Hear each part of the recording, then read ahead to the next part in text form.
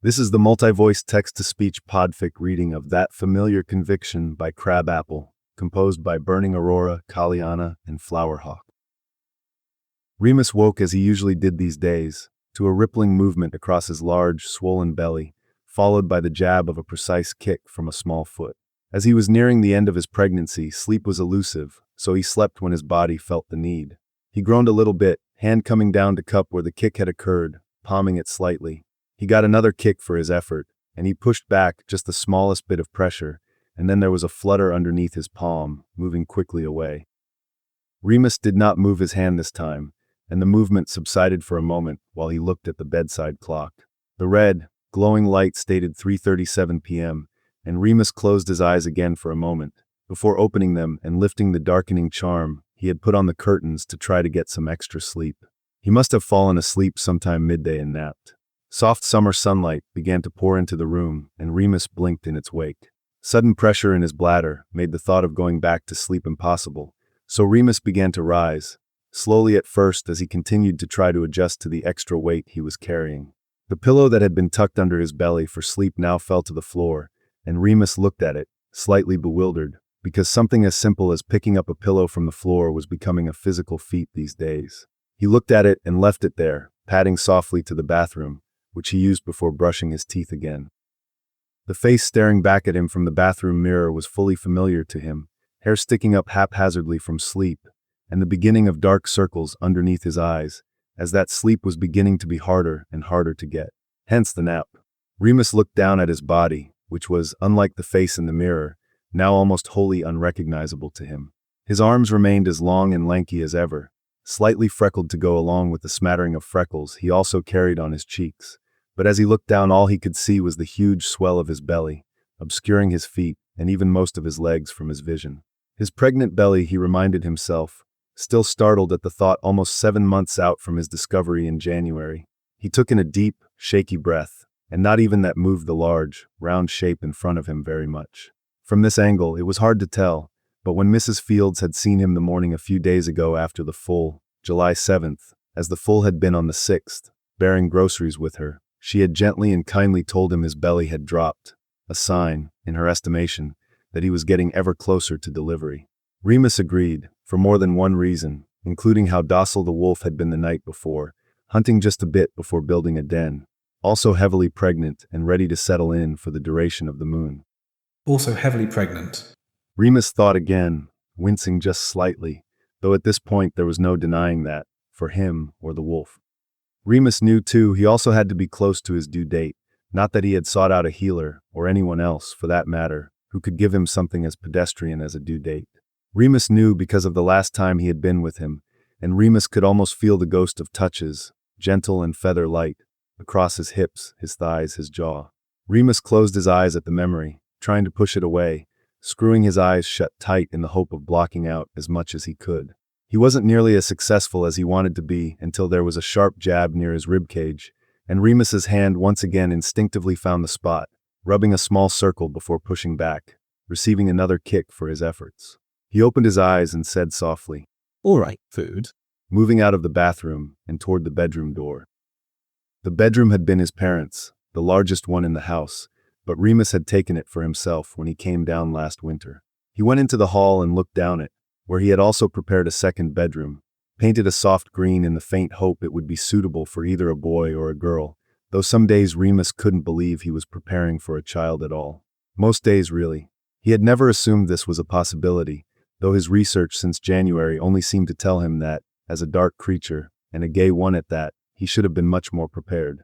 Again, Remus's mind scooted closer to the reason he was in this position in the first place, and he sighed, choosing to tread down the stairs carefully rather than tread that particular ground. As he entered the kitchen, Remus put on the kettle and put some bread in the toaster, once again grateful for Mrs. Fields, who had taken him underneath her wing. She'd done the shopping for Remus during the full, so he wouldn't have to be bothered after, in case he had sustained injuries or was even merely tired. Though she didn't say, her trip also saved Remus from having to glamour himself to not appear pregnant in public, and even that small kindness had not gone unnoticed by him, especially now that even walking around the cottage seemed like a chore, his hips protesting any movement and his back aching. As Remus reached into the refrigerator for the eggs, another sweeping movement went across his belly, along with another sharp kick. Okay, He said. I'm working on it.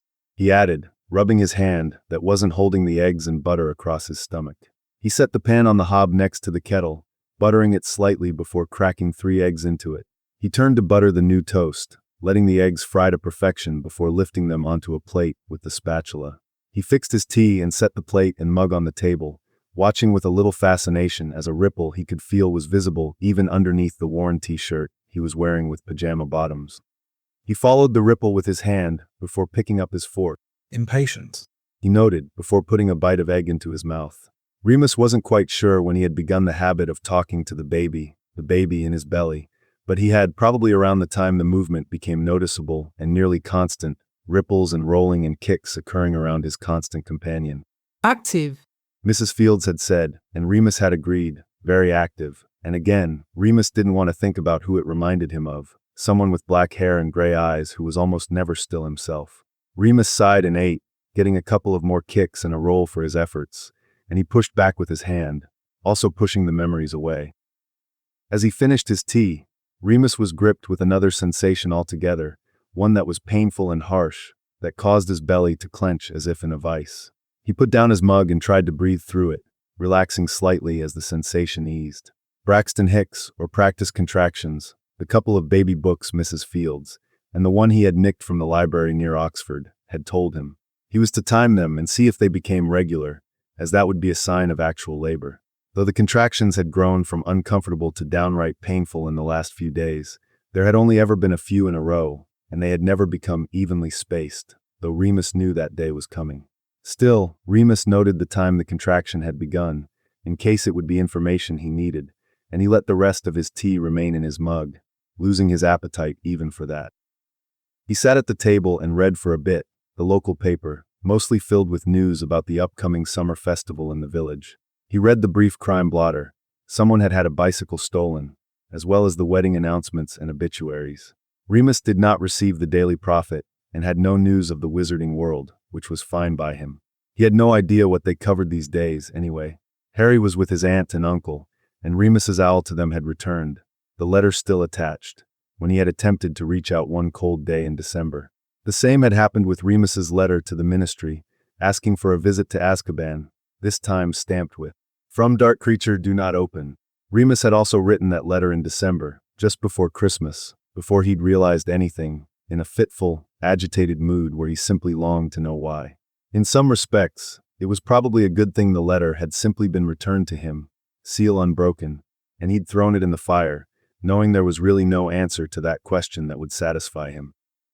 Then January came, and with it the realization that he was, against all odds, carrying new life inside of him, and he didn't have the energy to wonder why anymore, at least not very much, at least when he could help it.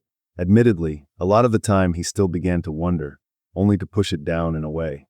By now, he was actually grateful he hadn't received any reply, or any invitation to visit Azkaban, now knowing his status as a werewolf would keep him from there, because if Sirius Black was who they said he was, then he never needed to know about the child Remus carried. If Sirius Black was...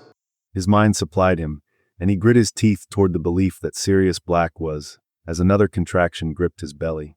Remus breathed through it, and his thoughts, the contraction gone easier than the thoughts, and Remus sighed in one kind of relief, if not the other. He looked down at his stomach and cradled it in both hands, feeling the breadth and heaviness underneath his palms. "Come, let's find a book," he said softly, and when he received a kick at the sound of his voice, he smiled. He put his plate in the sink and refilled his mug, adding a splash of milk and some sugar, before going to the built-in bookcases his father had crafted when he was younger. He spared a brief thought of what his parents would think of him now, 22 years old, unemployed, and pregnant. The last part would definitely have been a shock, he thought wryly, though tears came unbidden at the thought of his mum. Even as a muggle she had embraced magic fully, and he thought of her gentle, cool hand on his forehead, his cheek, of her sitting up with him on nights when the kicking kept him up or woke him up early, and of her also chasing the movement across his belly with her small hand. He could picture her smile of delight, even if this was both unexpected and surprising. He suddenly wished for her desperately, for her to be there in what he was sure would be the time rapidly approaching when the contractions wouldn't abate, when he would shudder and quake with them, and she would hold his hand and whisper encouragement and love, and be steadfast even in the wake of his body's particular and peculiar revolution. Remus felt the tears fall, and he let them, as they swam into his vision in front of the bookshelves, until they were gone and Remus could see again the titles of old paperbacks staring at him. A rolling motion once again rippled across his stomach, and Remus settled his hand near the top, asking, All right, love. So what would you choose? He scanned the shelves, having read most of the books before. He almost chose an Agatha Christie mystery before his hand went a shelf higher, briefly skimming along the spines before plucking Pride and Prejudice off the shelf on a whim. He had read it several times before and knew it would be light reading, probably about as much as he would be able to concentrate on, as both his mental stamina and his ability to stay awake were waning these days, along with the moon. Remus walked slowly back up the stairs, which left him panting and out of breath. He knew this was simply a side effect of the pregnancy, his lungs having to make room for his passenger, but it still made him feel unfit and out of shape. Still, he went back to his room and climbed into bed, another rolling motion, and then a kick accompanying him pulling the duvet up just enough he could try to settle under it. Love, we've had some food and chosen a book, and I have some tea right here. Let's see if we can calm a little, shall we? He asked, but it seemed like a rhetorical question, because all Remus got in response was another kick, this time hard enough to steal some of his breath as he put the tea on the bedside table. Cheeky, He said, rubbing his stomach all over in a few large circles. The movement within seemed to chase his hand, and Remus shifted on the bed. He lifted his shirt up so he could see, and as he expected, he could see the rippling under the tight skin. It was fascinating to see his belly move along with the life inside of it, and he watched as well as felt the roll as the baby moved from primarily his left side to his right. running out of room. He asked. Is that part of the problem? He saw the outline of a foot where the next kick happened, and he smiled, placing his palm over it. I'm sure that will remedy itself shortly. He replied, rubbing another small circle over the spot before opening his book. It is a truth universally acknowledged that a single man in possession of a good fortune must be in want of a wife. Remus read aloud, hand still on his belly. Honestly, not in my experience. Remus said, and what had started as a wry comment quickly made his throat close up with tears, as suddenly his experience came crashing in on him, picturing the single man he had known in possession of a good fortune, serious, all black hair and eyes that lit up like the moon, with lips full and firm on his, long fingers in his hair, tugging him closer, smile bright and white-hot and shot through with mischievous intelligence. Remus felt the book drop from his hand to the bed as he was pulled under the memory, to Sirius, on the grounds of Hogwarts, lit behind by the spring sun, grinning, saying, Uncle Alphard's fortune will rent us a good flat, and I am in no need of a wife, Moony. Drawing Remus close for a kiss, fingers at the base of his neck, in their last days at Hogwarts. Sirius's other fingers had ghosted under Remus's uniform shirt near his waistband in the front, and pulled him closer to the sweet slide of Sirius's tongue against his. It was the same kind of sweet, slow kiss that Sirius used to particularly love, unhurried, not rushing to get anywhere else or to doing anything else, and they would kiss like that for seemingly hours at Hogwarts in Sirius's four-poster, on the grounds, in their flat on the sofa or their bed, Sirius's long legs thrown over Remus's, tangling their feet along with their tongues, simply touching and tasting, as if they had all the time in the world. Except it turned out they didn't. They didn't, and Remus fought back tears again against closed eyelids, felt as much as remembered as those kisses had become more hurried, at first because they could both feel time slipping, and then because Sirius never did anything that wasn't sharp when it came to Remus, even his kisses developing an edge. Sirius himself developed an edge, or cultivated the one that was always there but that Remus had rarely felt, barely ever saying anything to Remus anymore that wasn't meant to draw blood. Sometimes even his kisses did, as he bit Remus's bottom lip hard enough to draw actual blood, except for that one last time. Remus drew a deep breath and only realized his hands had come to rest on his swollen belly when he felt it move underneath his hands along with the breath. Remus had thought all the cruelty had been saved up for him, and he'd accepted it, because he always took whatever Sirius had to offer, but it must not have been just for him. It also had to have been for James and Lily and Peter, and how Remus hadn't seen it, hadn't known. He was brought back to his present moment by a flutter and a ripple, and Remus held onto his stomach as if it were a life raft, and he was drowning. He was drowning in Sirius, as he always had Sirius, so far under his skin he now literally was underneath it, or a part of him anyway, the child he had fathered moving with the same nonstop energy he had.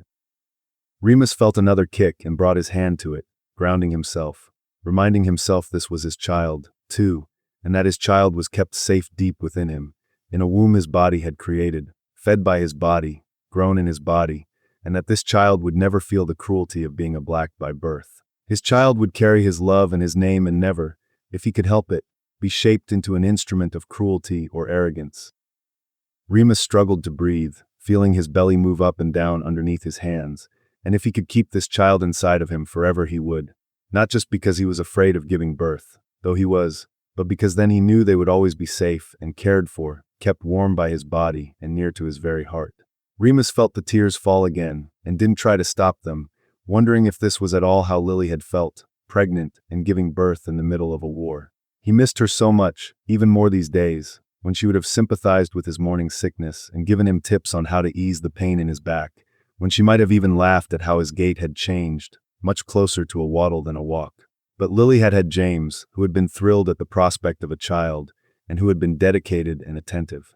Lily had had James to also chase the movement of their son across her belly, to share secret smiles with when her hand covered the kicking inside her stomach, had James to place his large hand over her swollen middle and rub circles, talking gently to the child inside. Remus didn't have that.